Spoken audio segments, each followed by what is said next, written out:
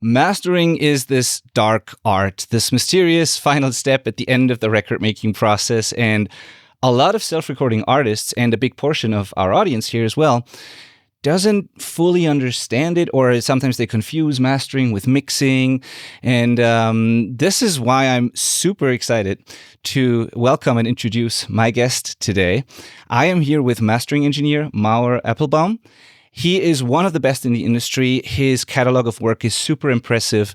He has worked on records of artists like Faith No More, Sepultura, Dream Theater, Yes, Meatloaf, many, many more. Just look at his website. It's really impressive, really incredible looking at his catalog. And Maor is not only known for the exceptional quality of his work and the attention to technical details in his setup and process, but also for his passion for music and for how much he cares about the songs and the artists he works with, which is an often underrated part of mastering, in my opinion. So on today's episode, we're going to help you get a better understanding of mastering in general, demystify it for you, and then help you if you're trying, to get maybe into mastering yourself, or if you just want to learn how to better collaborate with a mastering engineer and how to improve your work so that the mastering can be most effective and the end result is going to be exactly what you've been looking for.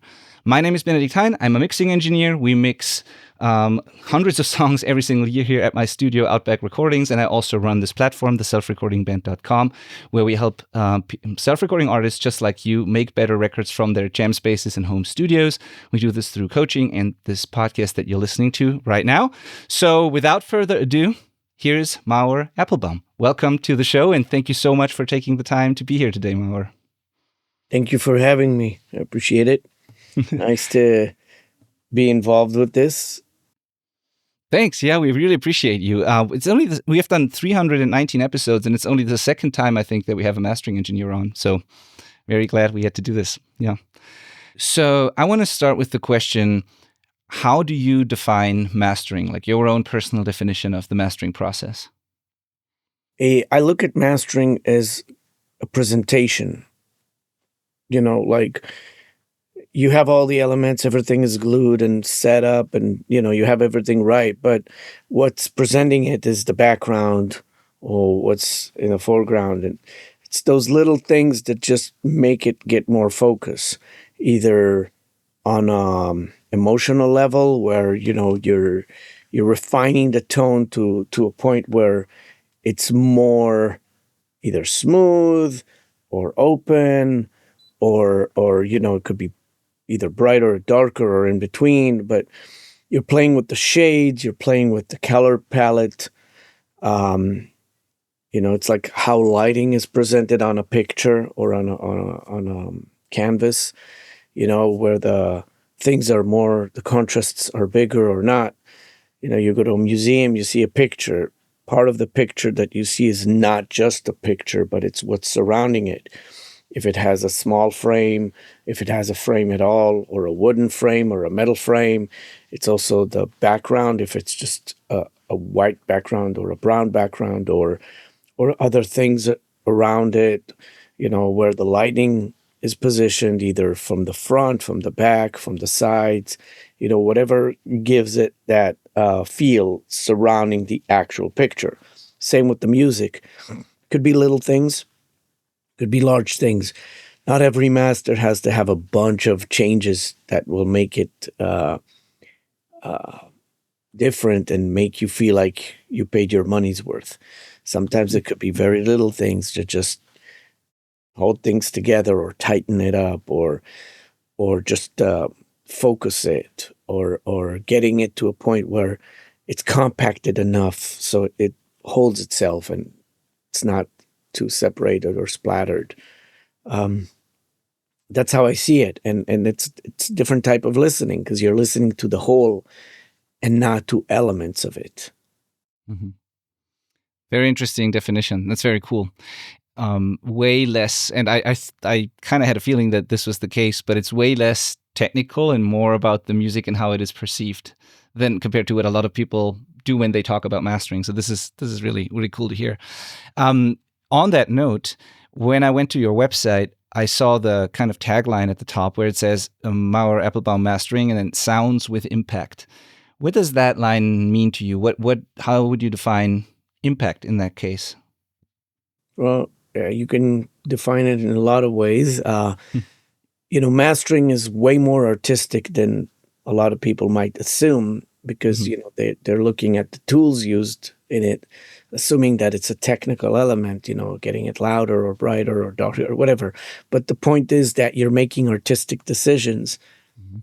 on the song, and you're doing that in a way that brings the listener to the music, engages them more. So the sounds with impact means that it brings you to it. The impact is you getting closer to it. It doesn't mean volume level. It Mhm. doesn't mean how hard it hits. It means more of like how much it connects. Impact Emotional is, impact. yes, emotional Mhm. impact. Yeah, right. The impact is the how it hits you, not in technical levels or volume levels, but more, does it connect on an emotional level? Do you feel it more? Does it make you listen to it deeper? Does it leave a mark on you? That's the impact here. Mhm. All right. Cool. Thank you. Um, what can you do in mastering to manipulate that impact? There's a few things that come to mind. I know there's a lot of things you can do, but maybe some things that come to mind immediately. Well, anything you pass through something, like any music that's passed through any hardware, either analog, digital, or plug-in, is going to be affected, eh, to a certain degree, if it's minimal or extreme. But there's always a change, either negligible or noticeable. But any tool that you'll go through will put its stamp on it in a certain way, and that can affect that impact. Sometimes more is more, sometimes less is more, Mm-hmm. sometimes more is less. But you put good judgment on that, and you try to make it live longer, and not just be the flavor of the day. And um, find the tools that help you get the results you want, uh, that work with the song. Not just because there's a piece of gear that costs a lot of money and you got to justify that you bought it, so you're running through it. No, it could be that it's not that good to it. Mm-hmm. So you pick what works, and there's a lot of tools that will affect, anything from EQ, compression, limiting, clipping, saturation, any type of coloration, which, can be all of the above, because they all above, uh, all of them will affect the texture. Mm-hmm. You know, Do you sometimes feel the urge to use a piece of gear just because you like it so much on like many records, but then maybe for that one song, like you just mentioned, it might not be a good fit? Like, is it sometimes still tempting to use it, or is it easy for you to say no? I'm not going to use any of that in this situation. Like, you ever having that battle? I have a lot of gear, Mm-hmm. and certain things fit better for for certain scenarios. To tell you that I have to apply all that gear always to the same thing, no. I'll pick and choose whatever works best, and in a lot of cases, it's trial and error. You listen to the song, you think, oh, maybe this would work. You try it. If it works, great. It gets in that chain and, part of the signal flow. But if it doesn't, then either you take it out or you add something else that maybe works with it, and then they add up good. But Mm-hmm. if they add up not good, then again, you take it out. Having lots of gear is having lots of options, which is great. And I enjoy the process of checking out what works and what not, and testing it, changing converters, changing, pieces of gear, from EQs to compression to whatever it is. Mm-hmm. I'll play around with it and see which one works with the song. But it doesn't always have to be, oh, because this worked on all these songs, it's going to work on this one. There's always a surprise. And sometimes they work. But you can't be too attached to it, because if you're attached to it, then you will always apply it. Now, that being said, when you don't have a lot of gear and you do have a sound that is based on that gear, then maybe you can stay with that because people want that sound. So a limited number of units that are connected together that create a certain sound might be what your audience is looking for, because that's part of your sound. And then it's probably going to go through it. In my case, there's so much options that it's not one option or two or three. There's so many. And I like it that way. Some people don't like having a lot of options. They like to have a few things that they think, works good for the majority of the stuff they do and connects really well with one another. And they'll go with that. And that's great too. I'm a big fan of finding what works for you and what works for the audience that you work with. And sometimes you could be very versatile. And sometimes it's totally the opposite. Not being versatile is what works for you too. Yeah. Like a signature chain that some people kind of have. Yeah. Was there ever a time before you had all the options you have now where you had kind of your signature chain, maybe out of necessity, maybe because you deliberately chose that? Has that been the case at some point? I don't know, because I've had so much gear throughout time and I've changed so much. The only person who would say if there's a signature sound or not is somebody who's taking masters that have done, let's say, for the past decade or almost two, or two, whatever, and just aligning them and saying, oh, I hear a pattern here and here. And, I don't know, to be honest with you. I think that's just that I gravitated to a lot of gear, and in time, some of these things kind of went out, like I liked something because it brought something to the table. And then in time, it felt like, okay, this was good for that time, but now I want something else, and in time, you find the things that stay longer with you. Because, when you start, you have a certain way you hear things. Then as you grow, you hear things, differently, because you've gained experience and skills and knowledge. And then as it goes by, you learn other pieces. And sometimes you even go back to something you've used 10 years ago. So you're evolving, and sometimes you rediscover things because you've evolved now and hear differently than before. And you actually find interesting attributes that you had before, but you didn't connect them to what you were doing. You saw them as part of what was there, but it didn't bring its best in that specific situation, where then you come back later on and be like, oh, now I can utilize this better because I have this thing and this thing, and this converter is better, and now it works better with this. Or, in time, you just, you go forward, and then sometimes you discover the past and bring it forward. It's a big journey, and you make the decisions if you want to continue the journey with going back and forth, or you just want to go one way, or the opposite. Sometimes the way is actually taking everything out. Yeah. Isn't it funny how in music and audio there is almost never like any rules or that one way to do it? It always like the answer to questions like these with everyone who knows what they're doing is pretty much it depends, and there's multiple ways to do it, and one person does this and a different thing works for the other person.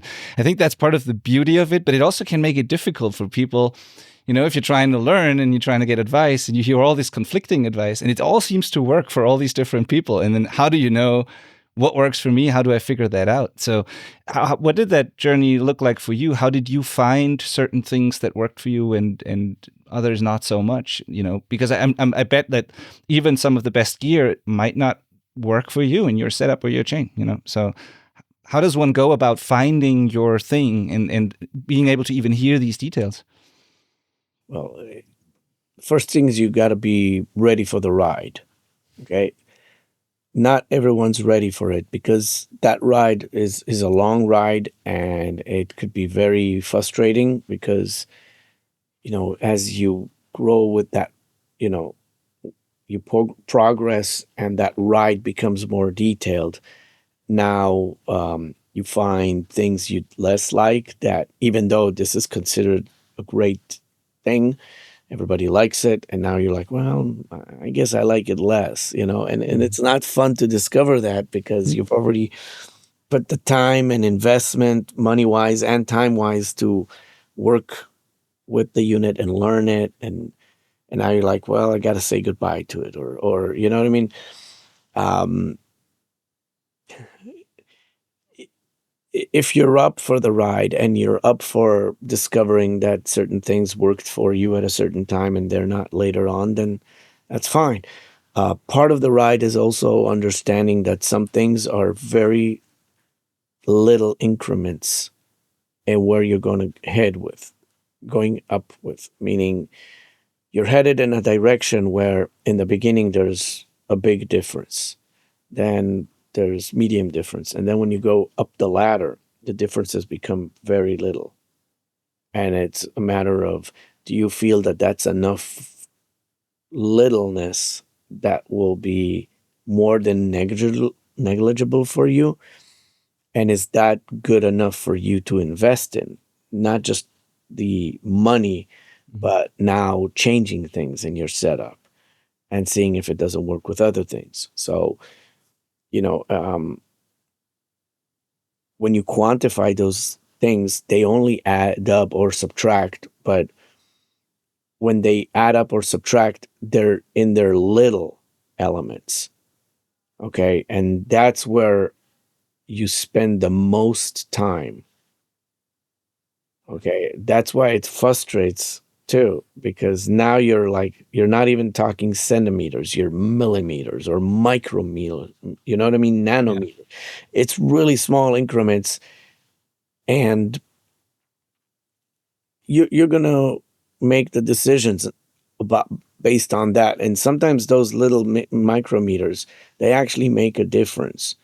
And in some music genres or in types of recordings that coming in to you, they might actually not make or break, but they'll make the difference in terms of the resolution, even if you go to low sample rates. Okay, so it is a journey, and I don't say it's for everybody, and I'm not saying that because of a certain tier or snobbish, or it's not for everybody, because Yeah. you start going deep that rabbit hole, okay, and you only end it when you decide to end it. Yeah. Okay, Yeah, it's very because true. it won't end. There's always more. Okay, Yeah. No, it so won't. Yeah. so yeah, you have to learn this in time and see where the progress is, and how much of that progress cost you, not just money wise, but cost you like the time you had to spend in it to learn it. And if Yeah. that's working for your audience, I like to work with both legacy, legacy major or legacy indie, and independent artists that are, that are smaller. But I like to give them what I give to the legacy and major, so they're benefiting from me putting the time and effort and the gear, as I would do with the major artists too. Yeah. So that's what I feel I'm bringing to the table. And throughout the years, the sound that has the evolution of what I was doing is to get to those places. And each time it's the next step, the next step. Yeah. So I don't know if I deviated from the question or No, not. it's fantastic. It's fantastic. And I actually have a follow-up on that, because all these micrometers, nanometers that you were talking about, it's I get that it's like, in many cases, it's the sum of all of these like very little micro decisions that make a difference in the end. But if I wanted to challenge everything you just said, and I was like, well, would any listener even like notice these micrometers or nanometers? Would like there? I know that there are some mix engineers, smaller ones, but even like well-known ones who might apply a quick mastering change to their mix, and that's going to be the release, and seems to work sometimes not so much. But like people could argue that it might matter to you because you want to do the best possible thing, and that's absolutely a cool thing to do. But does it really matter to a person listening, and to what degree? And is there like a point of diminishing returns where you can go another nanometer, but the effort required does not at all justify the difference in how it feels at the end? Like how do you feel about this? Because I've heard this argument so often that people say, well, they do all these fancy things, but then if you compare like a very simple in the box master with a very, very good master, who cares, So what are your thoughts on this? Well, I'll put it very easily. The argument doesn't need to be there, and I'll tell you why. At the end of the day, it matters and it doesn't. It's equal. Why? Because if I enjoy the process of doing this and it brings me to where I want to, then it doesn't matter how much I put into it. I'm happy with this. I enjoy the process. Okay? If someone else doesn't want that process and they found that it works best for them without it, it's their own work and happiness that they bring into their table. Okay? Mm-hmm. If there's a difference, yes, there's a difference. If it's measurable, probably yes. If it's heard, maybe if you'll compare the two, you will hear some of them to a certain degree. Some of them more, some of them will be noticeable but subtle, and some would be negligible and you might not hear much. Where's the diminishing returns? That's where you draw the line. Okay, am I putting too much and getting not much? Okay, that can happen. Okay, it's the same thing as like you do a mix and then you start raising up 0.1 a dB on a few things that you barely hear the difference. And the time you spent on it might not be equal to what the audience is hearing. Yeah. But if you can't go to sleep because you didn't do that 0.1 or 0.2 dB, then you're not sleeping at that night. Okay. So you're better off doing that change and getting it out of your system. Yeah. And the client is happy, either with the 0.2 dB, 1.2, whatever it's 0.1, 0.2. Yeah. He's happy with it, but you're happier that you did it and not do it. You know what I'm saying? Because if you wouldn't do it, it would be sitting here. So I'm putting that argument to rest. It's not about an argument. It's about a decision that comes from you and only you, unless the client heard the differences and picked it. Mm-hmm. Okay? And look, arguments will always be there because, one, you're dealing with opinions. And two, it's very hard to create a measurement tool to figure out facts, saying this is what I'm hearing and this is how I emotionally connect to that. Okay? So as long as we don't have that tool, we can't quantify it. Yeah. But it's a fantastic answer. But I also think that it's not bad to invest in what you're doing if you like it so much. Okay? So it's a decision I make if I want to do that. And it's a decision you make if you want to do that.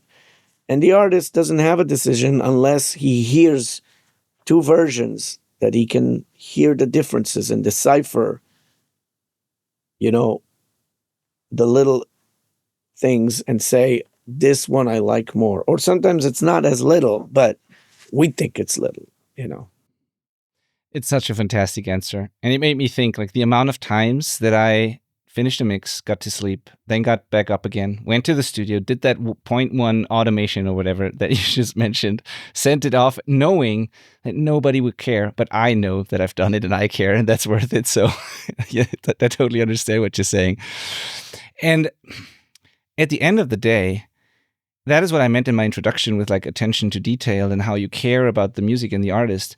At the end of the day, also, there's also no need for an argument because the market ultimately is going to decide anyways. If people want to come back to you because of your level of care and what you do, whether they hear it or not, like you do the best you can and then people decide if they like it or not. And it doesn't really matter how you get there. You do your best and obviously you've been rewarded for what you do. So.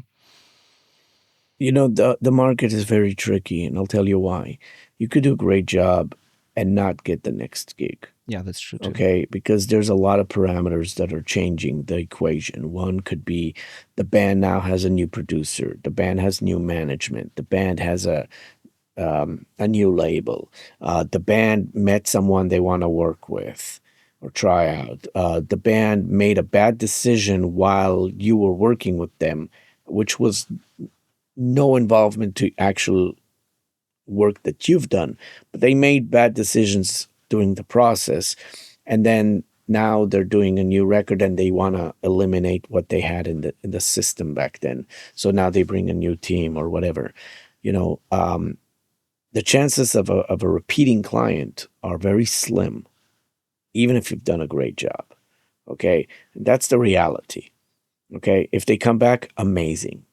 Okay. But if someone doesn't come back, it doesn't mean you did a bad job. Could Yeah, be that's you true. did a great job. You might have actually done their best record and they still won't come back to you. Okay. Yeah. Or a breakthrough. There's bands that have done their biggest record. Okay. And they moved on. And there's bands who have done a lot of records with like coming back all the time and we're doing the records and it's fun. And, you know, there's just bands that maybe, like I said, changed the parameters around him, from label management, producer, mixer, each one brought their own guy in, A&R. There's Yeah. so many things that will change the whole picture. And sometimes the band had, they were in a different time with different things in their life and they want to remove all those things. And that's what connects them. So do what you can, do the work that you believe in, you know. What is called best is very subjective, but I would say do the work that you believe that you're doing good for. And um, if everyone's happy and everyone wants to keep the equation the same, then they'll come back. Try to be accommodative as possible. Try to help them achieve their goals, and you know, focus on the actual results. You might get tense, you might get stressed, there might be pressure, there might be people, raising voices, there might be like arguments, but at the end of the day, try to give the results because when the record is over and done, people live with results. Yeah. How much does your personal taste, not just in the gear that you choose, whatever, but just in terms of what you hear coming out of the speakers, how much does your personal taste actually matter in mastering, or for you personally in mastering, versus how much is it just about the taste of the producer, mixer, artist, whoever is in charge, and being transparent and like translating their vision as much as possible? How much between the two? What's your take on that? That's a very big question because you're asking here different things that Yeah, they don't always connect, let's meaning unpack them one by one. Yeah. like transparency to what it is. It could be in a lot of cases that you got to respect the mix and bring kind of exactly that thing to the table, maybe just improved version.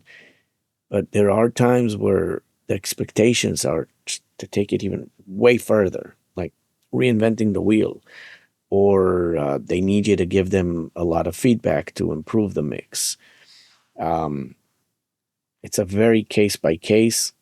People use the word depends, and depends is the really, the right thing. But I think what you want to do is you want to be organic to what you get and see if it works. And if it works to get it, you know, the same way but better, Mm-hmm. which is not the same way anymore because it's better, great. But in some cases, you need to be more intrusive and make artistic decisions that maybe can take it to the next place, which can be different Mm-hmm. depending on how much leeway you have and how much they're accepting it. You could do a great thing to it, which sounds amazing, but the band might not accept it. the band, artists, whoever, management, whoever calls the shots. So my aim is to try to understand what I'm hearing and where it's supposed to go in terms of the market, in terms of the style and the feel and aesthetic, and see where I can take it with the least amount of ruining it and the most amount of enhancement without altering it unless I have to alter it, and then how much am I altering it? Yeah. Have you ever been in a situation where whoever was calling the shots made such a bad decision that you're like, if that's what you want, I don't want my name on the record? Has that ever happened? Where do you draw the line there, sort of? Well, most of the time you find what works for you and them, meaning, they might have a revisions and, that they want to make changes based on certain things they like, and you make those changes and it works. And then you're like, well, okay, this is different than what I thought, but it actually works. So great. There are times where they have ideas that don't work. And at least at that point, I will tell them what I think, so they are aware of that. And then I'll make them the version just so they can hear it. Sometimes it's enough to tell them, and we don't do it because it's a problem that can occur. And in other cases, I have to show what it does when we do that. And then they figure out and that it's not as good. And then we continue with what was before, or we find a middle ground or something that is not a middle ground, but has a different element of showcasing ideas that they like, but it works. And then there are other cases where, what they suggest is bad and they're very strict about it. Then you just do it this is what it is. It's rare I get to a point where I would say I don't want my name on it. There were situations like that where, yeah, sure. But it's very rare. Speaking about expectations, you mentioned that word before. Let's assume someone who hasn't worked with a truly professional mastering engineer before, and they're kind of confused about the process. And what can people expect, or should people expect from mastering? How would you define the expectations that someone should have going into it? I think it's very dependent on who's working with you. It could be that you barely have communications, but the product is amazing. And you're like, well, you know what? I barely talked with the guy. I didn't even say anything, but he did a great job. Or it could be, I had a great conversation with him and he understood what I wanted and he delivered something really great and we're happy. Or it could be like, we had a good conversation, but it didn't lead to the result we wanted. So we had to do some revisions, but the revisions went good because he was open to work with us on it. And, he didn't come with it, with a bad, notion on it, and he was cool.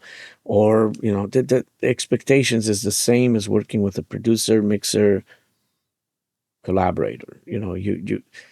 It's all about communication. Either there is or not, but it's also about the result. So if the communication is not great, but the result is great, then you got what you wanted. If the communication is great, the result is great, you got what you wanted. If the communication is great, but the result is not, then there's an opportunity to work the result because there's communication. But if there's no communication and no result, you got to move on. Yeah. Yeah, that's true. All right. So the answer is, again, which is kind of logical, but the answer is, again, kind of, it depends.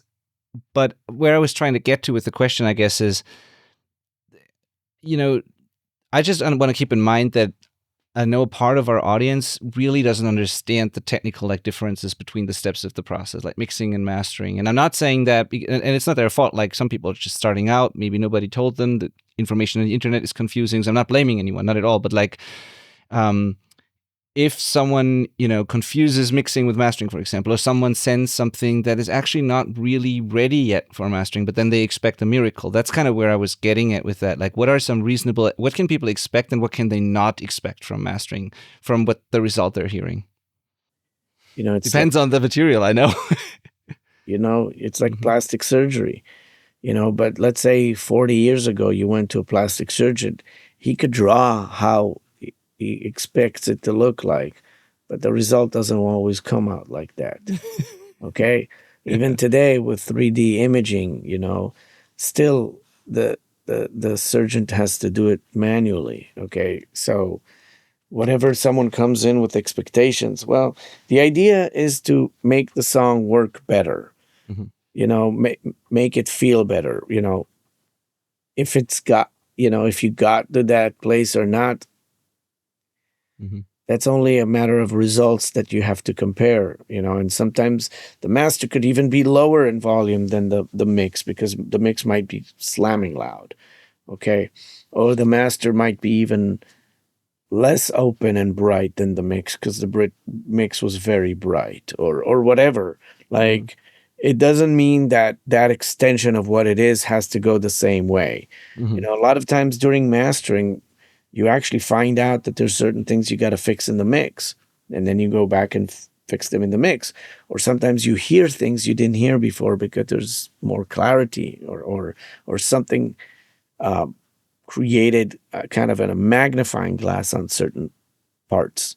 Mhm. And now you want to go back and fix that. So I think setting your expectations is more about the process of taking what you have to the next level. Rather, it could be, different parameters such as volume level, width, imaging, you know, tonal shaping, all that.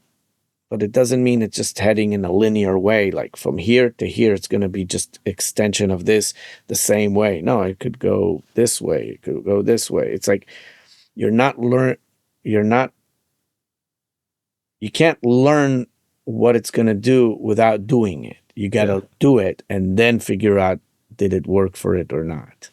Yeah. The, I totally get what you're saying, why you're saying all of this. It's just, and I expected this, and I would probably explain it in a similar way, maybe. But like the funny thing about this is, every time I try to demystify, quote unquote, the whole mastering thing for people, it's so hard to do because it would be wrong to just say, it's this plugin and this plugin and this chain, and that's how mastering works. We always have to talk in these terms about it in a somewhat abstract way because that's what mastering is. And it's like, but the way you explain it makes actually a lot of sense because it always comes back to the music. It always comes back to how it feels, how it impacts people. It always means you're serving the song. There's no black and white. There's no one stop, sort of one solution. Fascinating topic. Can you demystify production? Nah, it's very similar. I think thing. when people are very busy with demystifying, or you can't demystify art. You can't demystify what you bring to the table. Can I say, oh, yeah, he's going to do something. He's going to produce it. What is producing? Well, it's kind of being like a shrink. You're like a you're a psychologist. You're sitting with us and, oh, what do you mean he's a psychologist? Well, he's also like I don't know, car washing. Why car washing? Well, he's cleaning up the tracks. Like, can you demystify what you're doing? No, you can't. I mean, honestly, I've never met somebody who can define what they're doing in as a service provider for the art on a level that you can quantify and say, oh, now I totally know what that is. Yeah.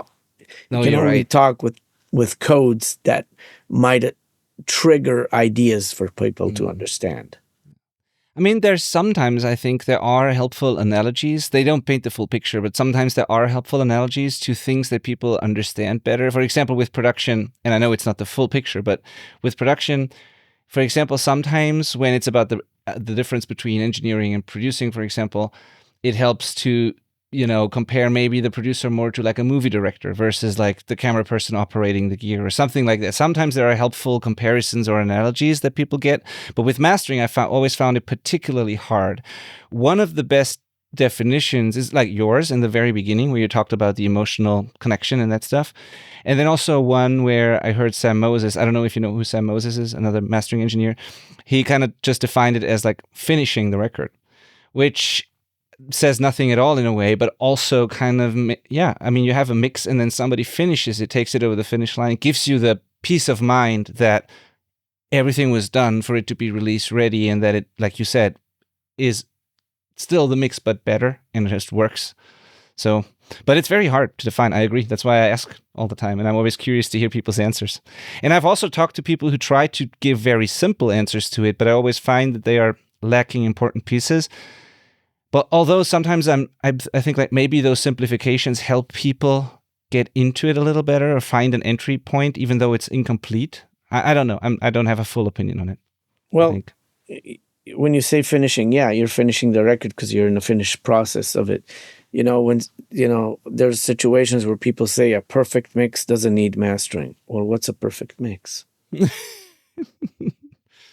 If it's perfect for you, then maybe doing something better for it is not perfect for you. Yeah. Okay? Maybe your perfect means you don't want any changes, but it doesn't mean it can't get better. Better is the worst enemy of good. Yeah. And then, I totally agree. And then also, something people always overlook as well is like, a lot of times people see mastering as like just a two-bus processing, just a stereo or whatever format, like processing of the audio, where even if a mastering engineer decided to do nothing sonically, because let's assume it's the perfect mix or whatever, then there's still things like sequencing, metadata, the different file formats, like other things that need to be done that are part of mastering. To me, mastering is not just processing the stereo file of the mix. It's more than that. So even if you didn't do anything, if all I got was the thumbs up that the mix works, and then whatever is technically necessary to get it release ready, that alone is worth it, in my opinion. The objective ear that listens to it and gives you, the perspective, if it's good or not, and what you can bring to the table, is important. But here's another thing. Sometimes when people say, I didn't do anything, even if they didn't do anything, if it went through a process of, for example, running through the converters or running through the DAW with a certain, limiter or dithering or whatever, it's a decision that the mastering engineer did. Yeah. Maybe he didn't apply processing in the way of like EQing or different imaging things or whatever, but he did raise it up a half a dB or whatever, or adjusted the volume level between that and another track. That's still processing, okay? That still counts for it. And there's records that the artist is super attached to exactly how it sounds, and you deviate a 0.1 dB and they're like, oh, something changed, right? They can't be like that. Yeah. Then the compromise is, how do we adjust all these levels between the songs to make it work good? And then you do have to do some processing, even if it's just lowering the levels, but you got to do it in a way that is at least, the least compromising. So the differences are minimal, but they are noticeable enough that it works together, but they're not as noticeable in the changes that they make. Mm-hmm. And that's by itself is work too. Like I've done records where that they were so connected to what they heard, but they had to do it as an album, and the levels were different, and we're talking a few points of a dB. But once you adjust it and then you go between the songs, it's wow, now they're connected. Where before it was, each song was on its own and good, but they didn't feel together. And this was just level matching. Yeah. Yeah. Have you ever taught mastering in any capacity, maybe to your own, assistant staff or at some sort of institution? Or did you ever teach someone? Well, I do a lot of lectures, like at NAMM and other institutions, in events. Mm-hmm. I've done some at AES, some at NAM, some at other like events that were around town or other places. I've done mastering lectures outside the country, and also, and I've done like 2 online master classes, and of course, I taught people who interned for me. Yeah, that's what I thought. So yeah. How do you go about this? Like, what kind of, and I know it depends on the time you have available. You can't do the same in like one seminar compared to like teaching someone over time. But in general, what is kind of the process you would take someone through? You would put someone through to learn this kind of stuff. What are the essential steps and maybe the order of things that you would use if you taught someone? Well, when you're doing like a master class or a lecture, you're limited in time and you're limited in what you can feature at that time. Meaning, you're going to touch certain subjects. It's probably going to open someone's mind and ears to certain things you've showed them. Um, and it could be a eureka moment for some of them too. Yeah. Okay. I've seen that happen where you show something and then people are like, wow, we never thought of this before. And then, they go back and now it changed their way of even just mixing, not even mastering, but you show them something that will affect their way of mixing too, or even production. But when you teach someone throughout time, then they have more real world experience because they hear it, they hear other things, they hear it again. It's like mentorship, I think, has way more impact than one-offs. Yes, 100% agreed.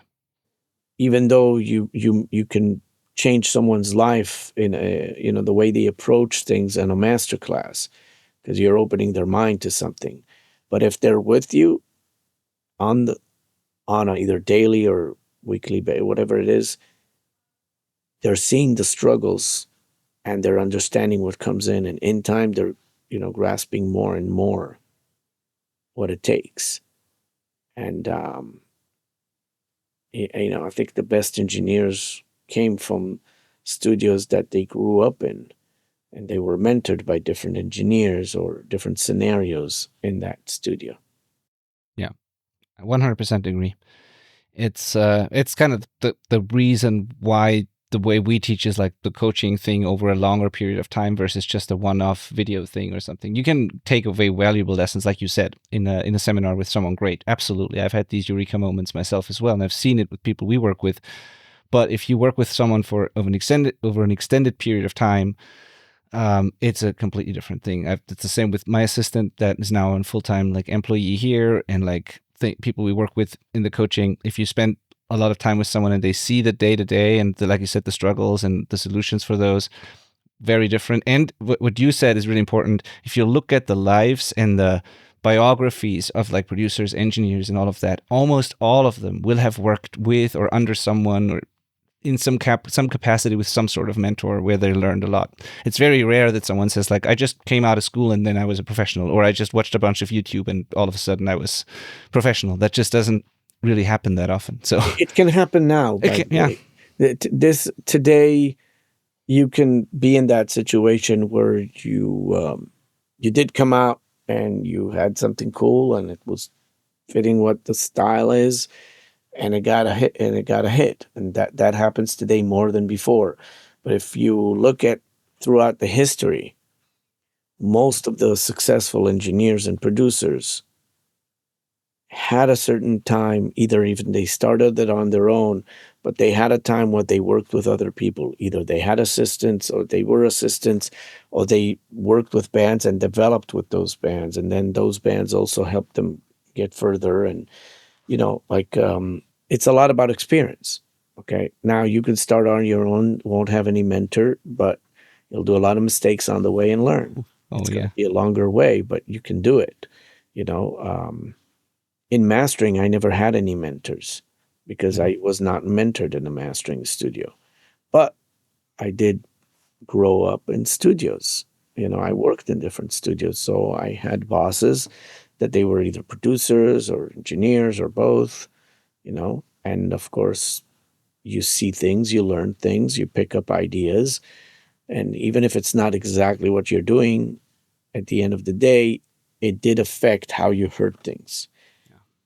For example, I used to work for producer Sylvia Massey, Yeah.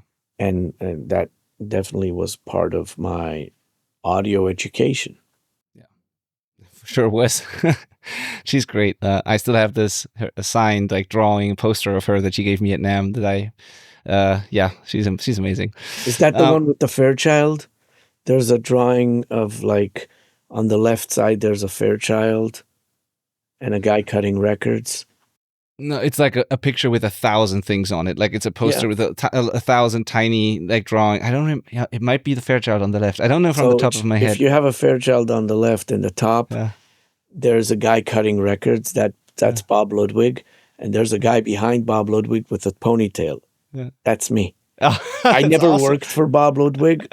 I know I only met him like once or twice at one of the trade shows, but that person that she draw was me. One day she hit me up and say, "Hey, Maor, you're in my book." I was like, "Where? How? What?" She's like, "I draw you, and you're this guy, Oh. and it's yeah." So that's fantastic. I'm just looking at the picture. I just want to confirm this, or like, let's see, like I have it here. If that's so cool. It should be in the top left, I think. There's like a big compressor and a guy cutting on a line. I need to check that out after this at home, and I'll let you know. And I put it in the show notes in case. There's so much going on this that like, she has a bunch of drawings. So yeah, it might not be the same drawing, but one of them I was in. Yeah, and it's from the book. Very cool. It's from Recording Unhinged. Yes, exactly. That's very cool. Yeah. You know what's funny when it comes to the mentoring thing, and I'm going to get to your background as well, because as far as I know, you've worked in, and correct me if I'm wrong, please, but I think you've worked as a broadcasting engineer and also a DJ and a music journalist, which are very different things, or connected to music. I found that very interesting to learn. What I wanted to say though first is like, the funny thing is, although I'm not specializing in mastering, only like I do a little bit of mastering, but most of what I do is mixing. But my first very important mentors have been mastering engineers who just gave me valuable feedback on my mixes, kind of. So I've learned a ton from mastering engineers before I reached out to other mixing engineers and got other mentors. But like mastering engineers helped me develop my style of mixing and the skills I have and all that in a very important way. Like that was a very big part of my journey, and I didn't become a specialized mastering engineer, but I became a better mixer because of it. Yeah. Well, that's the beauty of collaborating. If you have someone after you in the process, and he says, "Hey, I hear this and this, you can fix that," and then you fix it, and the mix is better, then that collaboration immediately made you a better mixer. Yeah, totally, 100% agreed. Now, on your background, I heard you say that in a different, I think it was a studio tour video or something I saw on YouTube, where you said something interesting, where you were always drawn towards like the end of the process in a way, because a music journalist listens to things after they are out, Mm-hmm. In broadcasting, you broadcast things that are done basically. So what do you think where that came from? And it kind of works with the mastering as well. It's like the end of the process, just one step ahead basically. What fascinated you about that part of the process? Because you could have become a producer like Sylvia, or Right. Well, truth be told, I studied sound engineering like a lot of people, and I was a musician like a lot of people, but musician is more of a hobby, a professional hobby, meaning, I had my bands and I recorded and I had shows and we sometimes made some money, but it wasn't my main income being a musician. My main income was being an engineer, actually, and also, like I said, I was a DJ, at clubs, and I had radio shows. I actually had an internet radio show in 2004. Mm-hmm.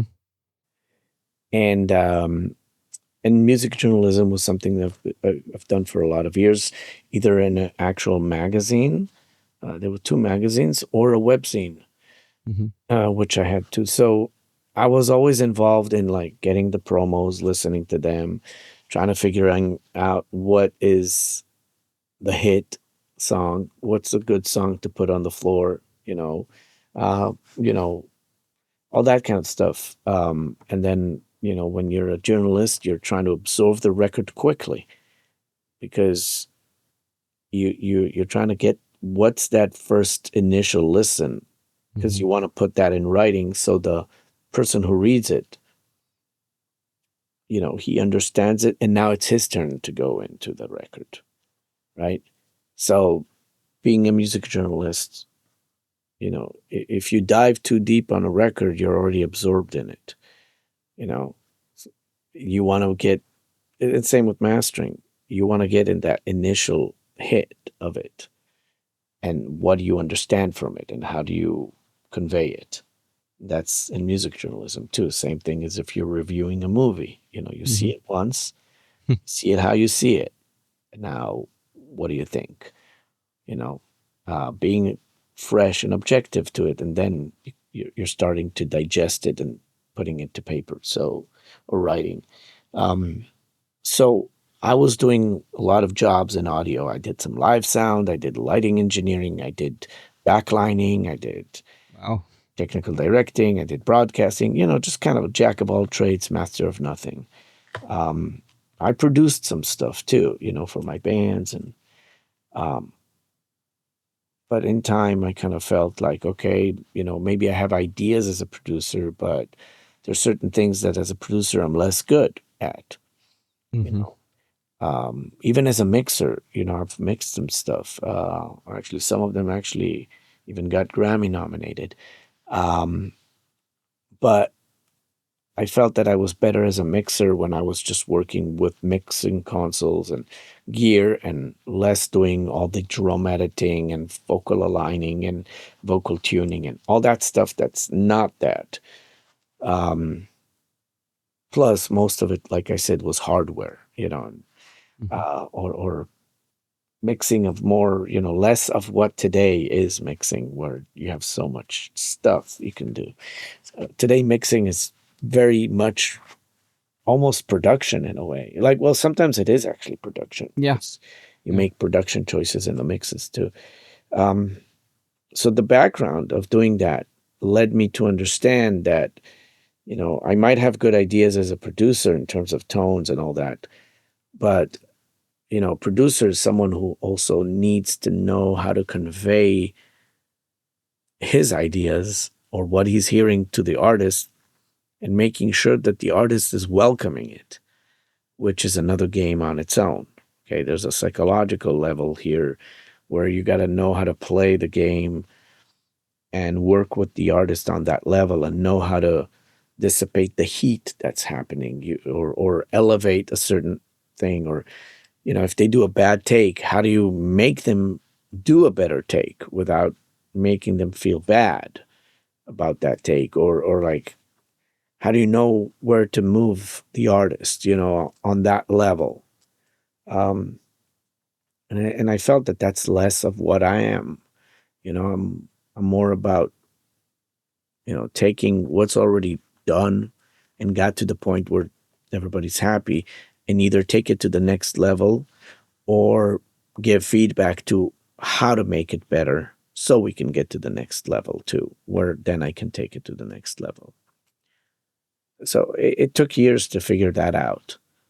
And then once I figured that out, then I tried doing it only, but you know, I had to do other stuff to kind of either pay the bills, or do other things that I knew what to do and how, and and like embed that in what I'm doing later on. So you're like taking bits of pieces. I came from video too, old video. Today it's all old vintage. Like today, the stuff I worked on is like non-existent. The Yeah. same way it was. There's new ways to do it, but it all kind of works together at the end of the results. It's like a product. It's like so. So I figured out, that that's what I want to do. But I still dabbled in other stuff in the beginning because I had to find my way, Yeah. and then I just went boom like that. Okay, I was like, okay, just mastering. It's okay to, if you need to pay your bills, you go work in sales or something. And I've done that too. Pro audio sales. Yeah. Yeah. Yeah. That Of answer the course it's okay. question? That answers the question. It's fascinating. Yeah, I didn't know all the things you've done. Like, I thought those couple of things were interesting, but like, yeah, there's a lot of stuff you did, and eventually it all led to where you are. So, yeah. I don't talk about this much, but I had a lot of bands that I was part of, and I've done a lot of records with those bands. Some of What them was your instrument? originally was bass, Bass. but then I also had like a synth that I played on in a different band, and um, I was signed to a few record labels. I had some releases under those, and I had some independent releases that I'd done, and I did a bunch of records that were like experimental and like really unique stuff that I liked. That was, very different to that scene back then. And I'm saying unique because where I lived, and it was different to what the music that was out there. It was very different. And that's why I had that free reign and felt that I could keep doing it. So I don't talk much about that part. But I can tell you this, being a DJ at a club and seeing how people react to a song, where you place it, just like doing a playlist or just how a record is built, right? You learn a lot. You see how you can move with the dynamics. You see how you surprise someone. How you introduce the song, if it's a quick cut or if it's a fade in or if it's a kind of a blend mix where something ends and there's a segue. Those things affect how you get the song introduced to you and how you leave the song. So having that background really helps a lot in mastering. I've never heard that take, but that makes so much sense. Yeah. On the other hand, a totally unrelated question, but still, do you think the club background, and I don't know how much you protected your ears or whatever back then, but do you think the band and club background was like detrimental to your hearing in any way, shape, or form? The loud environment? Well, we were young then. Yeah. We're young. Exactly. The body probably can absorb more impact. Yeah. I did wear earplugs, yes. Yeah. But that being said, again, you're younger, so it's a bit different than when you come into it later on. I know. The body adapts differently and recovers differently. And what was. Yeah. Yeah, totally. And I've been thinking about this a lot because I was in bands as well. I was touring a lot, loud hardcore punk bands, and I started protecting my ears pretty early, but not right from the beginning. And I made mistakes, of course. And I sometimes, like, I don't hear any problems so far, but like sometimes I think about that and I wonder, will that ever like come back and bite me in the butt basically later? But I don't know. Who knows? Well, as long as you're conscious about it, that's the good thing, because now you're protecting yourself and you're aware that these things can happen. So, Yeah. as long as you protect yourself and you don't overexpose yourself, then probably you can keep doing this job, until AI wants to take it from you. Yeah. Yeah.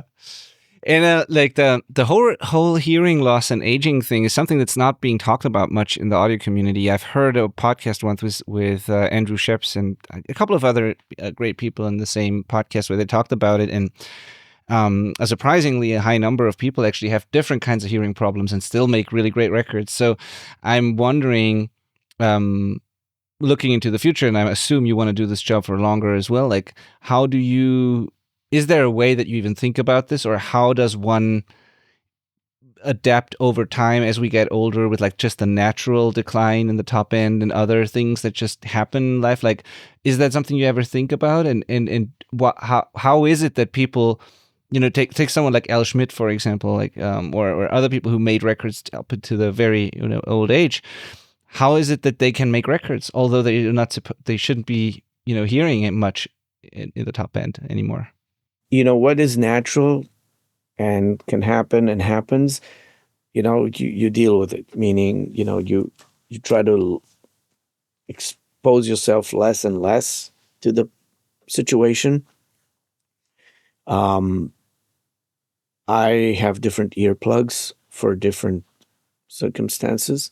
I can tell you that surprisingly, foam plugs probably are the best at taking down noise. Probably, I mean, of course, you have to put them right because they got to go in.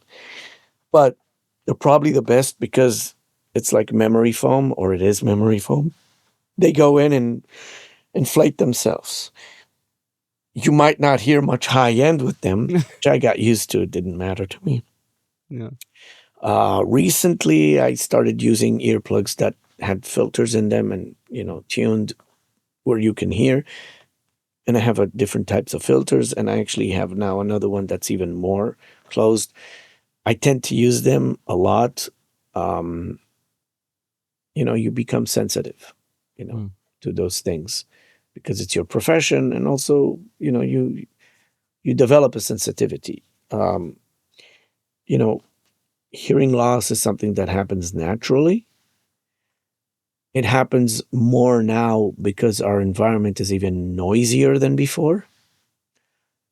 And it Mm. doesn't matter if there's level restrictions, the overall level of today's living is louder than before. So I suggest just, keeping it safe. Um, I think it's good for musicians as well, not Mm. just for engineers. And even if you go do a checkup, you'll find that, most checkups are very limited in their Yes. scale. That's because those are clinical tests, meaning they have to reflect a problem that, or not a problem, or a situation that's equal to, let's say, speech, Yeah. or to how much of hearing is represented in average. Like, it's rare to see a test that's 20/20. No, very rare. Yeah. I mean, most clinical tests would maybe go to 12.5K or Yeah. something like that. The normal test you do at a doctor, a normal doctor, could be even up to 8K. Yeah. And probably from 250 to 8K, or from 170 to 8K. And then if you get the extended high range, 12.5, there are a few places that can get to 15 and 18, and there's ones that even go to 22, but those are special cases. And they do that in order to check for certain things that are not in the standard protocol. It's for specific things that can happen. Yeah. So it's good to get your ears checked up. Don't be bummed when you'll see that there's these notches. Yeah. They'll bum you for sure, Yeah. but understand that that's natural. It just means you need to protect yourself. Like, I remember talking to a friend of mine, and he's like, "Man, I just came back from this audiologist. Man, I'm feeling depressed because of this and this. I have a notch here and there." And you're like, okay, that's normal. Then you go, and you're like, "Oh my God, there's this notch," and now you get depressed about it. And yeah, that happens because now you're seeing that there's a problem. And the reason I'm saying don't get, because you will probably, but or you might. Yeah. Yeah, and it's not fun seeing that. But the mind learns how to work with it. As long as you're careful and understanding that you might not notice certain things, so your work is more cautious about those things, and you keep safe with them, then you're going to be good for a while, unless there's going to be a medical condition that will affect your hearing, or an environmental condition that in time is going to affect it. Yeah. Thanks. That's great. Also, it's, I think, encouraging and important for people to hear that certain things, like you mentioned, are totally normal. And I know that this is an issue that a lot of people are thinking about because our audience is pretty broad, and a lot of people that we work with, especially with the coaching and people listening to the podcast, they are people who got into music fairly late, or they had a career, busy life, family, whatever that got in the way. They might have been musicians early on, then didn't have time for it. Now they're getting back into it as they get older, and sometimes they're wondering, do I even have a chance to do anything? Am I doomed now because I'm not hearing anymore, or whatever? Or like, I might not hear anymore. They hear these things, and so it might be encouraging and inspiring, for someone who's later in life to hear like you can probably still learn a bunch of things, and you've probably adapted over time, and it's not it doesn't mean you're not allowed to record or make music in any way, shape, or form. So Oh, you can learn. You can train your ears again to certain things. Not everything, but definitely you can learn balances, which is probably the most important thing, is figuring out the balances between the instruments. Then the frequencies, EQing, that's something you can learn and improve yourself. And even certain things you don't hear, you can always work with someone like a mastering engineer who will tell you you got too much this frequency or that, and then you can adjust to that. But people can start at a later age and do this, even if been touring for years. I've worked with people who've been on the road, no ear no hearing protections, no like earplugs or something, and they still do a good job. Yeah, totally. Cool. So we need to address real quick the elephant in the room, because you've already mentioned it briefly when you made that joke before. I don't want to talk about it for too long because it kind of bores me at this point. But AI is obviously around, and it's a topic in mastering especially. Very quickly, and I'm sure you have a great answer for this as well. Like, what is your take on the AI mastering tools? Is that even mastering in your opinion? Is it not? Is it helpful? Is it a tool maybe that people can use in a good way? What's your take? AI in general. AI mastering. No, but I'm trying to explain Okay. this. Oh, AI sorry. in So that was a general question. is equal in everything, meaning AI can replace any job except the job that someone actually needs to do. Like, for example, if you got to paint your house, unless they build a robot for cheap that can replace you, then you understand what I mean? Yes. It can replace anything, but it's not because it can actually do the job better or not. It's because the technology is getting cheaper and cheaper. The tools are becoming cheaper and cheaper. AI is no news. AI No. exists for 50 years already. Yeah. Okay. It's just gotten better and better. And it also gotten more accessible. Back in the day, scientists had it. Now everybody can have it, right? So when I say 50 years and 10 years from now, it will be 60 years. But the point is, AI is not new. It's been around for ages. It just now it's on a consumer level, okay? Where before it was more in the medical, uh, um, military, communication, whatever, scientific use. Now everybody's using it in their day-to-day life. Now, because of that, the ear gets used to new things coming out, and even if the quality is not as best, the ear gets used to it. So it's like technology is going up, standards are going down. So what happens is there's a crossover point where it's sufficient enough to do its job. Okay, so the records could be less invested or worked as hard as, let's say, before, but the technology went up, so the quality of the samples are better, and the IRs for the amps are better, and the plugin emulations are better, and even the normal plugins, they sound better, and so that cross point would just make it work, and people would get used to it, and they can get used to it in mastering. Does it mean it's replacing a mastering? Yes and no. Yes, because if you used it, you just replace the mastering. Does it do a better job? Well, yes and no, because it's an opinion based. You might think, oh, I like it. Then, okay, then it did its job and replaced it. You might say, no, I actually don't connect with it. I like what the other guy did compared to it. Then it didn't at that point. I've done a record, at least one record that was done all in AI except mastering. And I beat that master that it did because I improved it. But again, it depends on the client if they like this or not. Now, just so you understand, when you think AI mastering is replacing mastering, it's actually at the same time learning mixing. Because if it knows what's the end result in the mastering and it knows what was given to it as a mix to know what to do with it for mastering, then it learns how a mix comes in too and what's the aim of a final mix. So the next step is doing AI mixing. And once it knows to do AI mastering and AI mixing, then it's really easy to jump to production because it already heard what you can give it to it in discrete elements, meaning different tracks.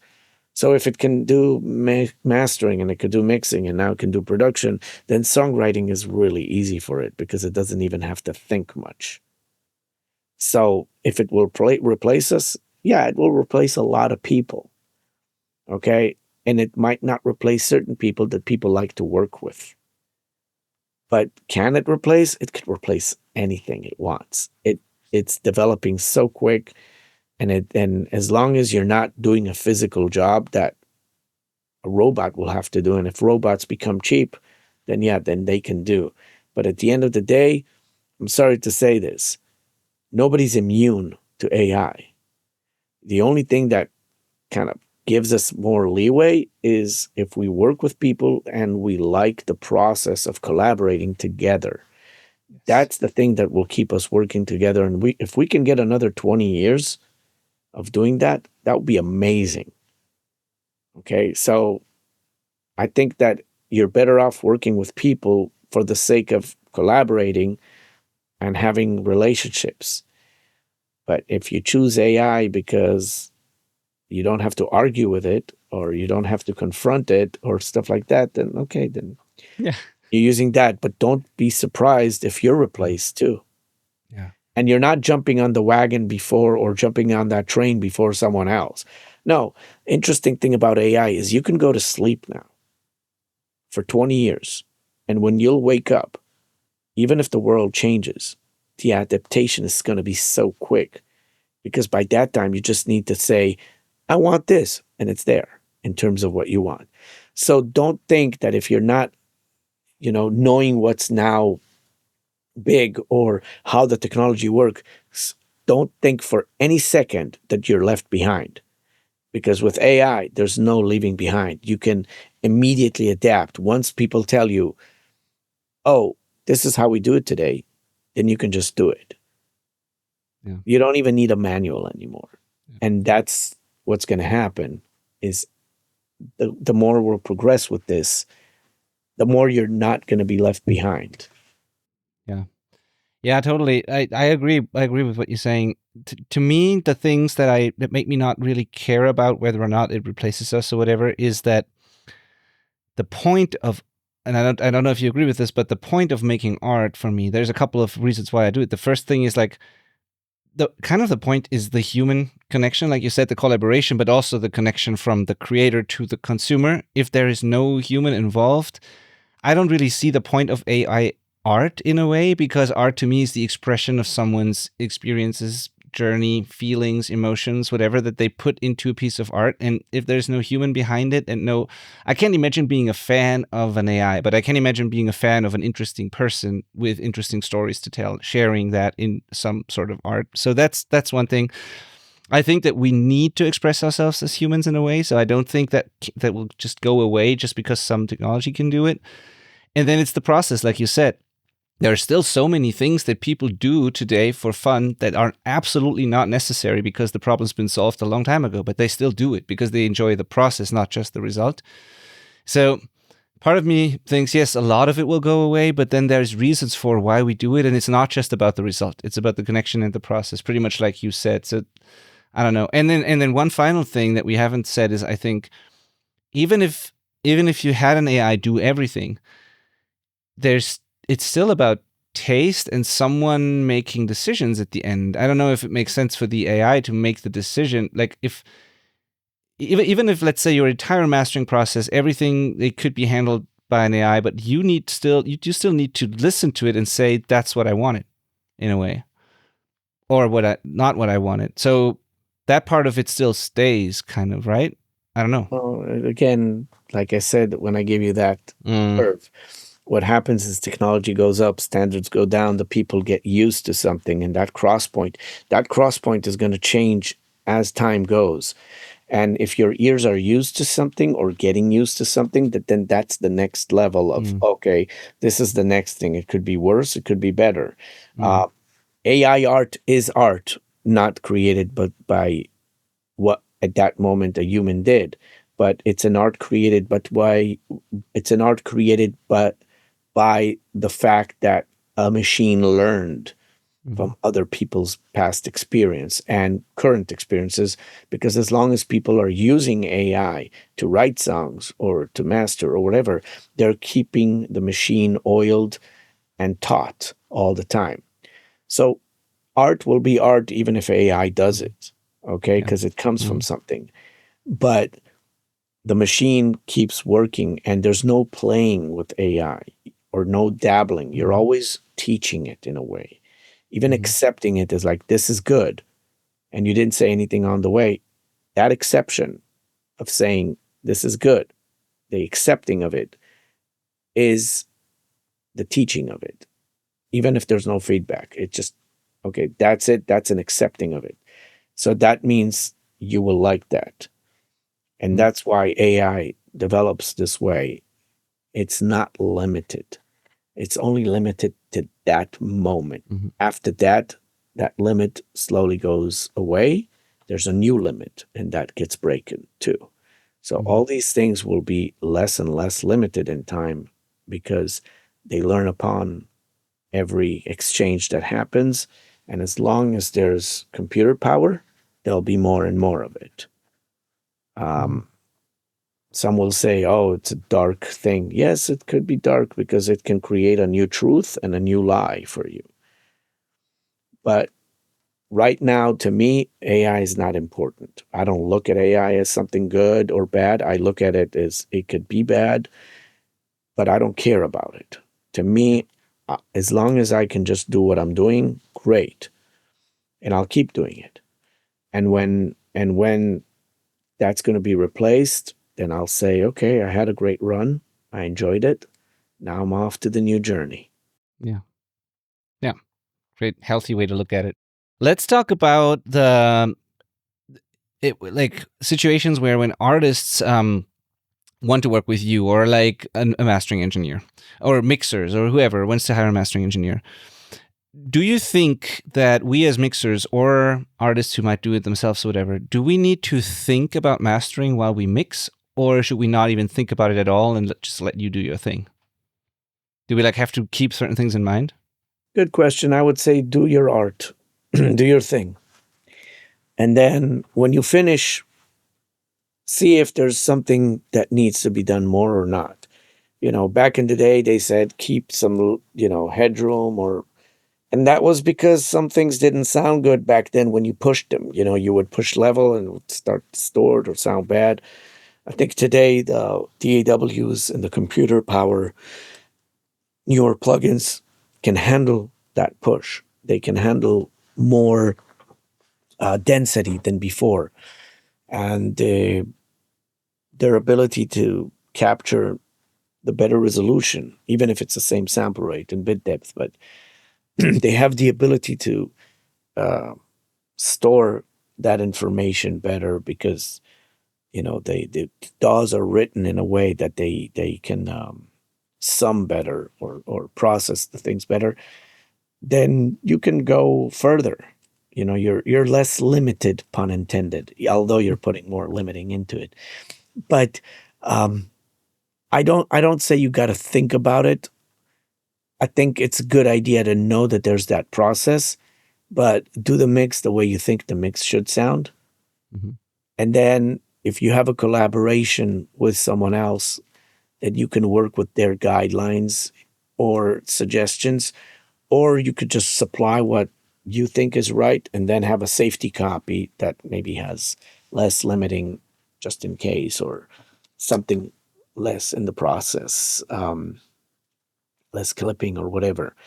I think that communications is key. And if you have someone you like working with, then have that discussion with them and ask them what you like to get, to them and what they think would be beneficial, and supportive of their process too. Yeah. So you can think about it beforehand, or you can just do it as you think and then work from that. Great answer. Thank you. And then in a similar way, like, not a similar way, but also a question about how to approach a mix. Do you think it's beneficial for a mix engineer to, and I know that experienced mix engineers, they all have their kind of thing and workflow, and everyone's different. And of course, we who've been doing it for decades, like we kind of know what works for us. But someone maybe who's still experimenting more, not really sure about this, should we mix? Do you think it's beneficial that we mix into some sort of mastering chain, like a faux mastering, to check what it will sound like and then turn it off? Or, and I'm not meaning the mix bus, like not a standard mix bus compressor or whatever, but like a real sort of faux fake kind of mastering chain, a limiter, clipper, whatever, to mix into. Is that of any benefit, or should we just not do that? I think it's very dependent on how you like to work. Some people don't like to do that because it affects their decisions.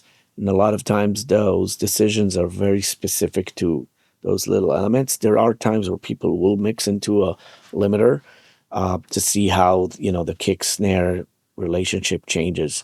I've worked with both, and I can tell you it's not that one got better results than the other. It's very dependent on the mix. Some mixes don't sound good when you push them too loud, and they could be amazing mixes. And there are mixes that are not that great that you can push loud. And there are mixes that are great that you can push loud. So I don't think there's one way to work it. I think you have to be comfortable with one thing that works for you, and you can keep it consistent and know that this is what you like to do and it works for you.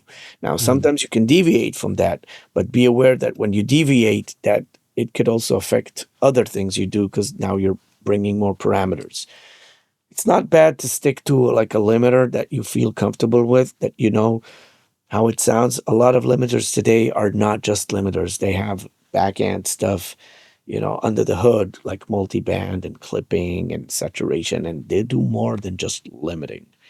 But you can stick to something that you know for a while and see how it affects it. And then supply a version with it and without it. So there's a reference to how did it sound with it and how without it, or not. There's a bunch of big mixers that don't do that. And there are ones that do that. So, and some of them, that's their sound, using those things on their bus. And some, their sound is just keeping it clear, or maybe just, adding some level later on for the reference. And then you have a mix, which is how the mix was printed. And then you have a loud version that they later on, not during the mix process, but after they recorded the mix, printed it, then they applied limiting to just get a louder version. Ah, I think makes they sense. all work. Yeah. Yeah. When you, as a listener, when you listen to music, and like not the average listener, but you personally, when you listen to music, can you tell how much the mastering impacted the result versus the mixing or other things? And can you tell if the mastering engineer specifically did a good or a bad job, in your opinion? Not really, because you never know where it comes from. It could be coming from the mix. Well, in the older days, maybe you could decipher more because the mixes wouldn't be coming as hot. But some of it, not all of it, but or back in the day, there's certain processes that were less done in the mixing, and you could know, and that also is to a certain degree because you never know what's coming in. Yeah. But I can't say if a master was good and the mix was bad, or also sometimes the artist will dictate, oh, I want this and that, and it will affect the master because that's what the artists want. So you wouldn't know if that's a decision the mastering engineer did or the mixer did on the master bus, or the client asked on the mastering itself. So you can say if the master works for you or not, but it's very hard to decipher what was done on the two bus versus the mastering, because there's a lot of mixes coming in today that they're basically loud mixes, meaning it's a mix that has a two bus processing that's applied to it to get the level that they wanted, which could be what you call ready for, for streaming, or ready for something, or, radio ready, or a mastered mix, but it's a two bus processed mix that has levels. So I wouldn't call it a master. I would just call it like a loud mix. And that way you can, there's a distinction between the process. Yeah. But It's a good thing you say it. I'm oh, sorry, go ahead. yeah, but it's very hard to decipher if that Mhm. was done in the mastering process or in the mix, and then also if it was an artistic decision or not. Yeah. Yeah. The loud mix thing is actually good you bring it up.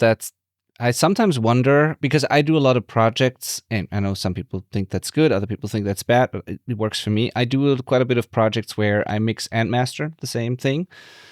And I sometimes, when I do that, I wonder, am I actually mastering, or is it just part of my mixing process? Because I'm so close to it at this point, it just becomes part of it. It's not really the objective way I would approach it when I just master something.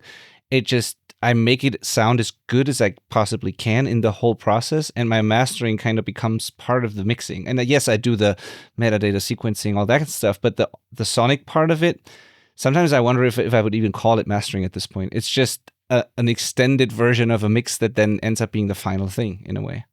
I don't know. That's true.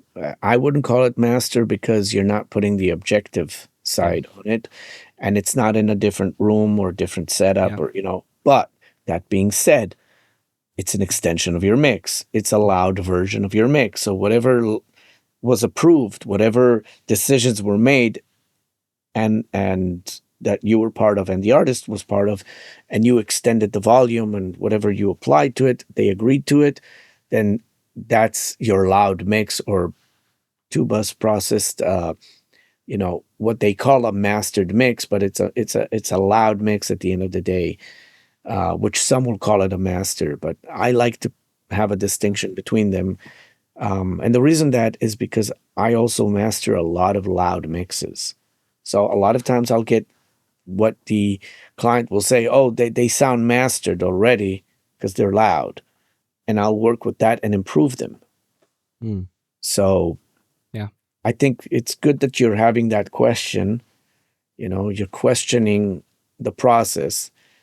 I would just say you're delivering a loud version of your mix. Yeah. Yeah. Yeah, totally. And it's funny, interesting. I always deliver the unmastered or unprocessed mix, and then the final mix. If they want me to do the whole thing, I deliver the release-ready final thing. I also give them the unprocessed in case they want to go to a mastering engineer and compare. And then sometimes they don't choose that, but sometimes they do what you said. They take the mastered mix, quote unquote, the loud mix, take that to a mastering engineer, or they tell me to do it and I collaborate with someone, and then that comes back better. So it's interesting that they not even choose the unmastered mix sometimes, but they go with the final thing, and then sometimes an additional actual mastering is applied, which in some cases is doing very little, in other cases a little more. But yeah, not the same every time. Depends. Yeah. Well, if you applied certain things in the process of getting it loud and they work on the aesthetic level, then it's not uncommon that you will use that and master from that, unless you feel that there's something problematic there and you want to go to something before that, which is the mix with the less processing applied to it. But yeah, it's, especially today, a lot of the coloration and processing that's applied on the two-bus, and especially on the loud version, becomes just embedded in the sound. And if you work without it, you might not achieve what is already liked by the client. But there are times where, the loud version is not exactly where it could be, and you take the non-loud and you can push it to the right place and compete really nicely with the loud version and show an improvement on that. Yeah. Cool. Yeah, so it's fascinating. Overall, this conversation has been much less technical and, in a way, less practical than I expected it to be. But at the same time, it's much more useful because it's more philosophical, on a little higher level and a little deeper. And it is practical in a way, but just a little different than I expected it to be, which I appreciate a lot, really. Before we wrap this up, and we always finish up with a little rapid fire round with very quick questions. But before we do that, can you think of I just want to give the audience a few very maybe one or two just really practical things. Can you think of an example of that whole emotional feeling thing where you do a specific thing and it changes how a song feels? Just maybe something comes to mind, like a thing you can do to change how a song or a finished mix feels to the listener? Can you think of a practical technique or something that comes to mind? Well, look at transient response. If a song is very tight and punchy, it's going to hit you more like uh, attacking. Okay. And if a song is smooth, then you're going to go into it. It's less attacking. Okay. So even just the fact of the transient response is how much you're going to get excited or get connected. Excited is a connection too, but it's a more like edgy connection, where if it's smooth, it's more like, uh, slowly coming in. Okay. Same with, um, EQ. If it's bright, it's going to be open. If it's dark, it's going to be a bit more softer and gloomy, maybe. I mean, all those things are affecting it. If you enhance the rhythm element, then your head is going to move more. If you kind of less do the movement, then it's going to be more like embracing you. It's like there are different things that affect the tonal element, but also the rhythmic element of it. Compression can do certain gelling, where then things are less spread and they're more together, which makes you feel more whole with it. Where things are overly spread, then they're less connected with each other, and then they can throw the attention. Same with width. Things that are very wide, very, very wide, tend to kind of lose punch, where things that are more centered, they come into you more. So it depends how you play the relationship between center and sides too. Um, what else?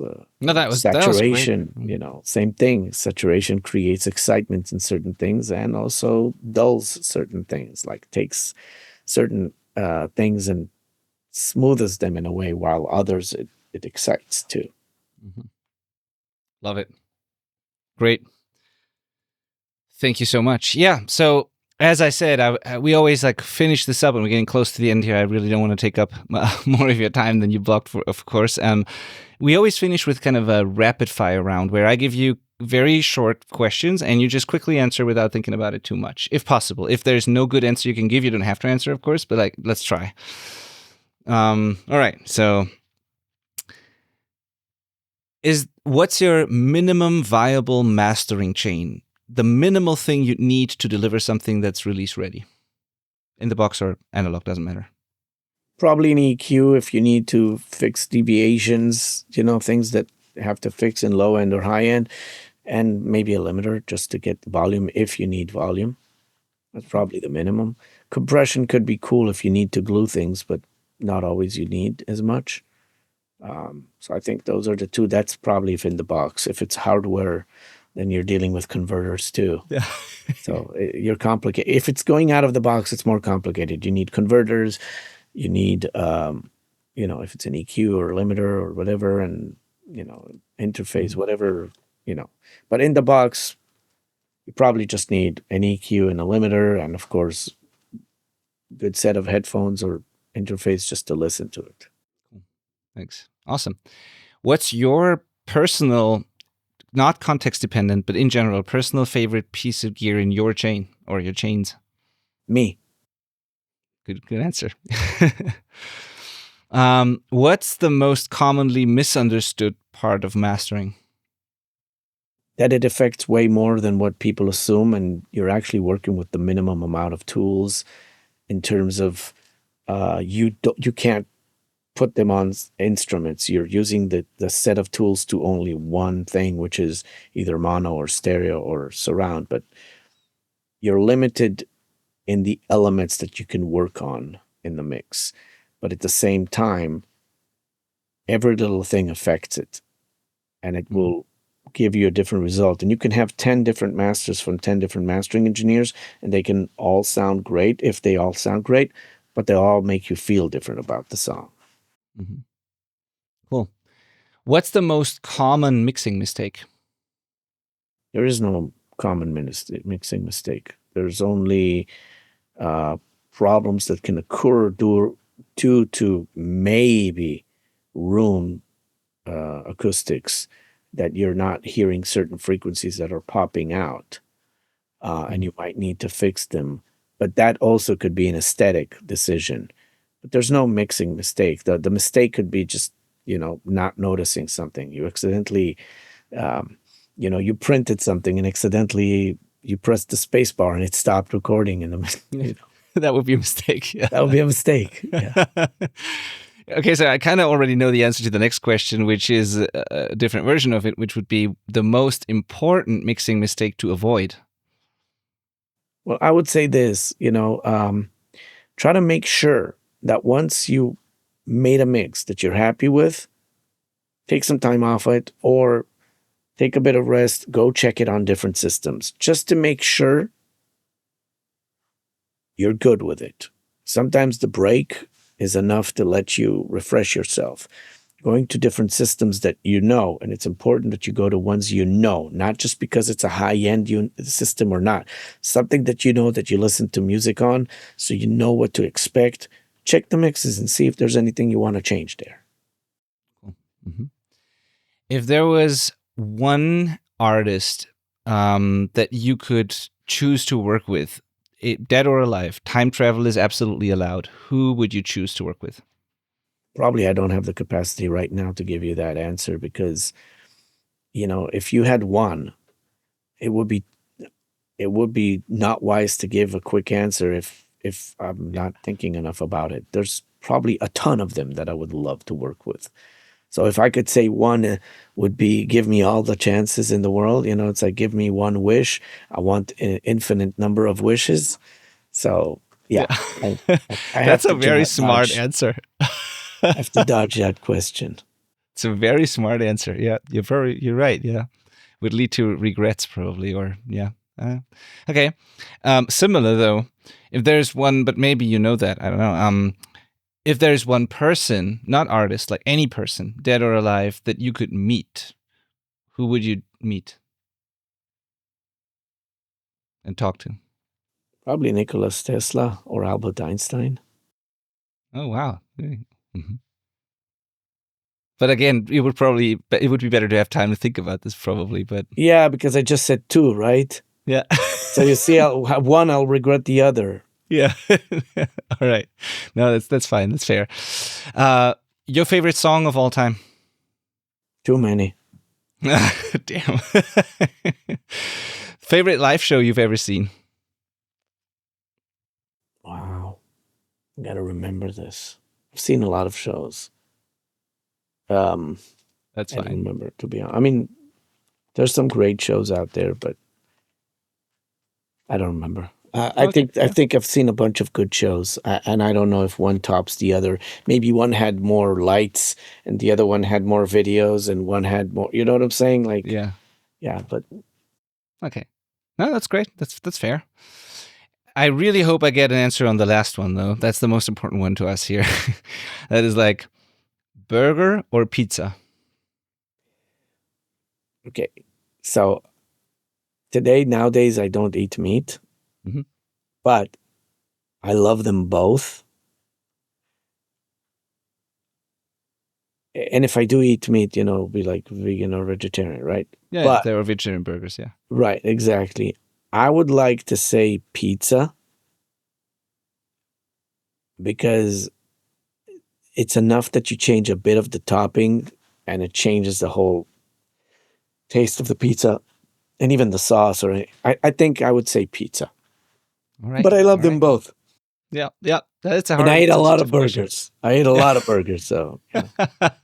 It's a tough one. It's a tough one.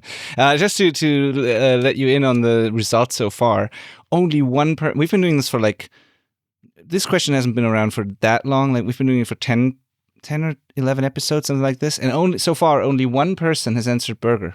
A couple of them had a hard time answering, but only one person burger so far. Everyone else is saying pizza. Well, I think it's because pizzas, the differences between them are so big. Mm. And the good thing is that a lot of them are good. Like even not great pizza is good. Yeah, true. Yeah, it's true. There's different types of pizzas for different situations. Almost like a different meal entirely, but yeah. Yes. You're right. Yep. Cool. Thank you so much, Mauro. This was a fantastic episode, really. Yeah, it just goes to show how much you care about this. Like, even in the way you answer these questions, I really mean it. There's a lot that I will think about for a while, I think, and it's been great. And I think the audience will absolutely appreciate this. If someone now is interested and intrigued in the whole thing and wants to experience it, or maybe try a new mastering engineer, whatever, how can they contact you? How can they get in touch with you? What's the best way? Where should we point people? What's the link that I should put in the show notes? You can put my website, which is www.maorappelbaum.com, maorappelbaum.com, or just Google Maor Appelbaum or Maor Appelbaum Mastering. I'm easy to find. I like working with artists from all over the world, all the different styles of music, and could be independent artists, could be signed artists, could be artists that are starting out.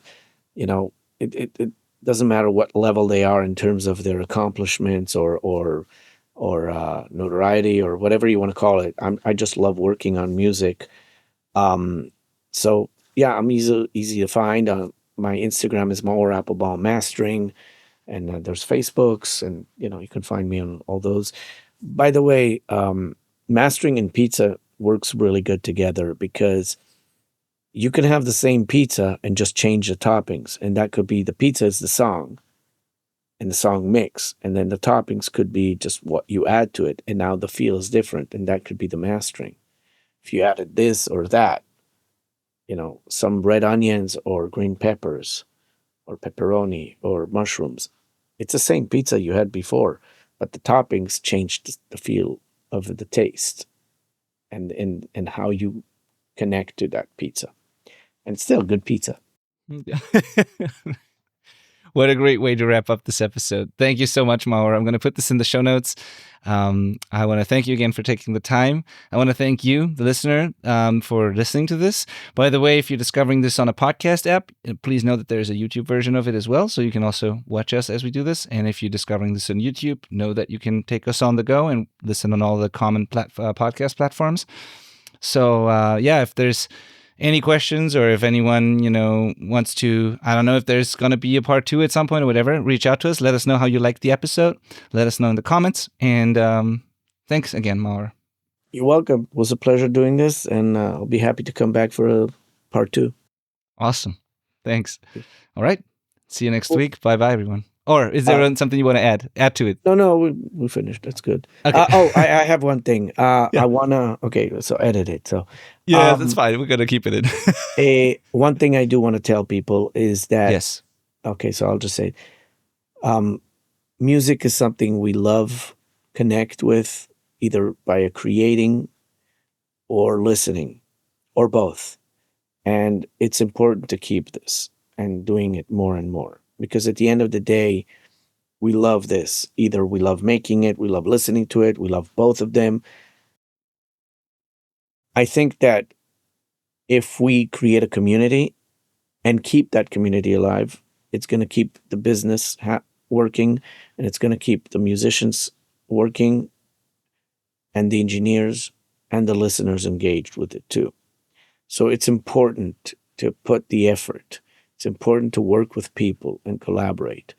Cutting corners doesn't mean you're just saving money. It also means you're taking out people from the equation. So the more you cut, the more you're taking out. The more you're taking out, the more you're isolating. And the industry is isolating itself that way. And then when people say there's no budgets or there are no, other things, it's because you're starting to cut things out. And that's affecting the music. That's affecting people's businesses and lives. If we keep the community alive and we keep the business alive and collaborate more, we'll keep this business running for longer. The more we cut, the more we will lose. And of course, AI will take that place too. So if you care about this business, if you care about the music, if you care about the community, invest in it. Come into it. Bring people into it.